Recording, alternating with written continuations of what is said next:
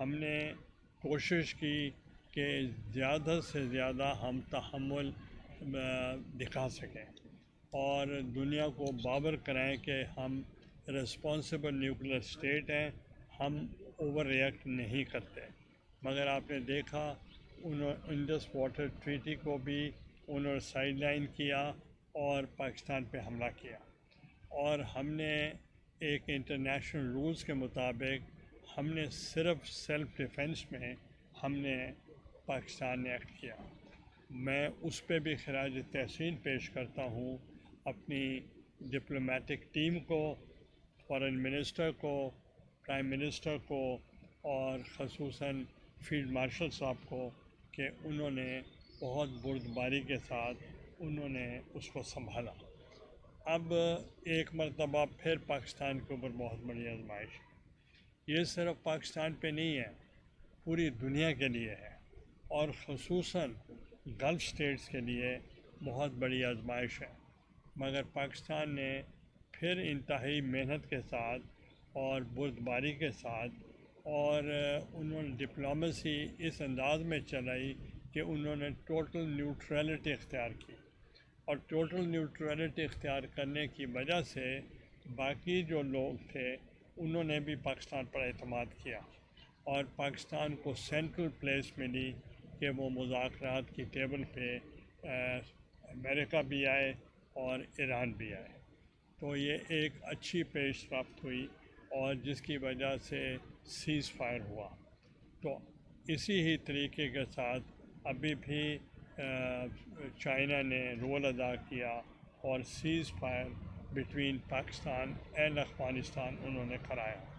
تو ابھی میں سمجھتا ہوں کہ یہ ٹرمپ ایڈمنسٹریشن ہو یا پوری دنیا کے جو لیڈر ہیں وہ سب اپریشیٹ کر رہے ہیں پاکستان کے کانڈکٹ پر۔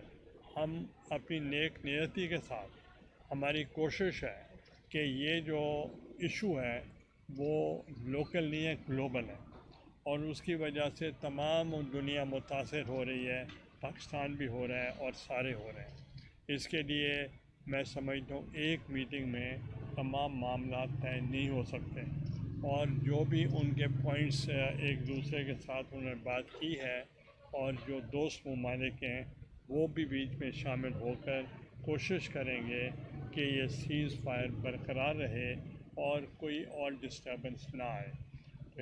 میں ایک دفعہ پھر بھی اپنی پاکستان کی گورنمنٹ کو، پاکستان کے وزیر اعظم کو اور ان کی تمام ٹیم کو مبارکباد دیتا ہوں۔ سر، جس طرح امریکہ آپ نے ہرمز کی ناکہ بندی کر کے انٹرنیشنل قوانین کی خلاف ورزی کر رہا ہے، چائنا اور روس اور دیگر ممالک اس ناکہ بندی کو روک پائیں گے؟ اس میں یو این او کا کردار ہمیں اب کہیں نظر نہیں آتا۔ دیکھیں، یہ بھی اہم سوال ہے، مگر دنیا کی دوسری طاقتیں بھی جو ہیں اور ہمارے جتنے بھی مسلم ممالک کے لیڈر ہیں وہ کوشش کر رہے ہیں کہ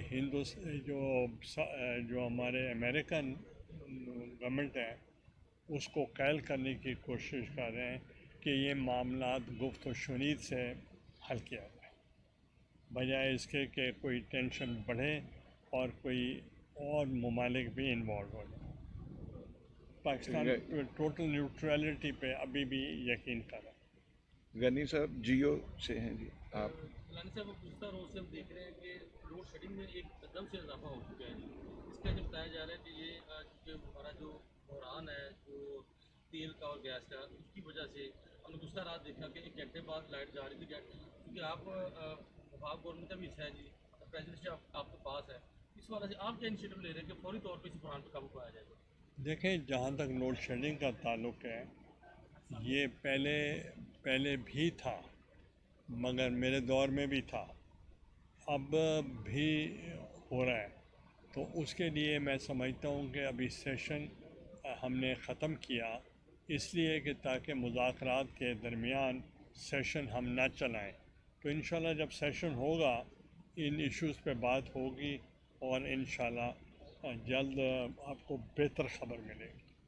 اچھا سر، یہ بتائیے گا ابھی جو حالات ہیں پوری دنیا میں، اس میں اب پرٹیکولر مسلمانوں کے لیے کیا یہ ضروری نہیں ہو گیا کہ وہ جیسے یو این او کی ایک فوج ہے، اس طرح मुसलमान भी अपनी एक फ़ौज बनाए, अब इकट्ठे होने की ज़रूरत है, मजबूत होने की ज़रूरत है, क्योंकि अब जो अमेरिका और इसराइल है वो तो ये लिए बैठा है मुसलमानों को, आपस में भी लड़ाने की उनको कोशिश कर रहा है, उनकी मैशत पर भी काबू होने की कोशिश कर रहा है, उनके सोर्सेज पर भी उनकी नज़र है।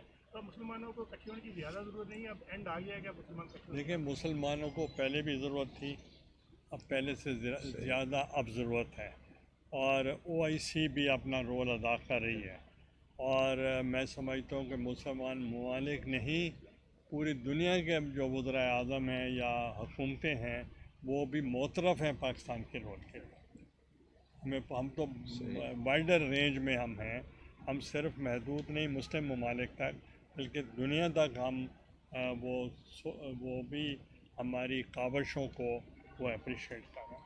अच्छा कलाम साहब, ये बताइएगा कि हमारी फौज मियां जो है वसीम वो, साहब। अपना सऊदी अरब में भेजी गई है अभी, असला और दूसरा सामान भी गया है, और कल तैयारे भी गए हैं परसों। तो इस सिलसिले में आप ये बताइएगा कि क्या पीपल्स पार्टी और तमाम जमातें ऑन बोर्ड हैं इसमें हुकूमत के साथ, या आपका क्या मौक़िफ़ है? देखें, हमने पहले भी मैं कहता रहता हूँ, अभी कह रहा हूँ, हमारा इत्तेहाद है हुकूमत के साथ, पीपल्स पार्टी का बिल्कुल उनके साथ इत्तेहाद है, और हम मुश्किल वक्त में उनको छोड़ने वाले भी नहीं हैं, और हम उनको मुश्किल वक्त में पीठ पे छुरा भी नहीं घोंपेंगे, मगर जहाँ उनकी अच्छी पॉलिसीज़ हैं हम उनको अप्रिशिएट करते हैं, जहाँ उन पे तनकीद करनी हो हम उनकी इस्लाह भी करते हैं, और लेजिस्लेशन में भी और हुकूमती पॉलिसी गवर्नेंस में भी जहाँ हमारी रहनुमाई होती है हम आर्टिस्ट करती हैं, और वो बहुत सारी चीज़ों को वो बाद में तब्दील भी करते हैं जिनकी निशानदही की जाती है। ये और बात है कि हम हुकूमत का हिस्सा नहीं है, मगर हुकूमत के कोलिशन पार्टनर होने की हैसियत से हम उनके साथ हैं, और उनकी जो पॉलिसीज़ हैं वो जब बनाई जाती हैं तो वो तमाम फ्रीकैन को इत्मीनान मिले। अगर बन गई आपकी थैंक यू। बेटा ये राना साहब को आने देना। डन। ये हमारे साहिवाल के भुट्टो हैं, इनका नाम राना हसन भुट्टो है।